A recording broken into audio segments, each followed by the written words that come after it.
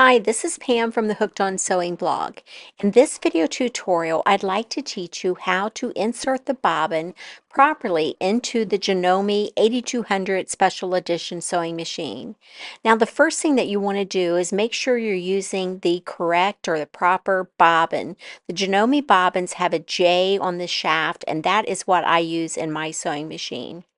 Now, the first thing that you're going to want to do is to remove the hook cover plate on the top of the sewing machine, and then take the bobbin out if there's one in there.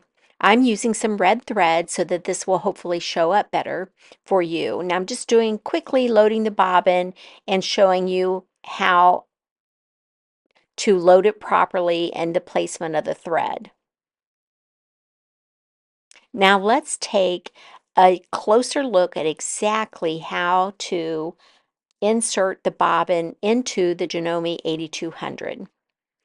So here I have my bobbin already wound. My thread's going counterclockwise. I'm going to place the bobbin into the bobbin holder with the thread running off counterclockwise. Like I said, I'll place my finger on the bobbin to hold it in place. I'm going to guide thread into the front notch of the bobbin holder. Pull the thread to the left as it passes under the guide towards number 1, down and to the right towards number 2, and that is also where the thread cutter is. Here is the front guide that or front notch that I was telling you about, and this is the guide. So you'll pull the thread towards the notch, down under the guide towards number 1, down and to the right towards number 2. Your thread will cut, and then you will replace the hook cover plate. And then you are ready to sew with your sewing machine.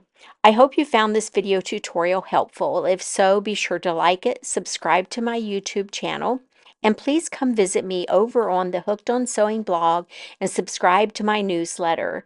Thank you.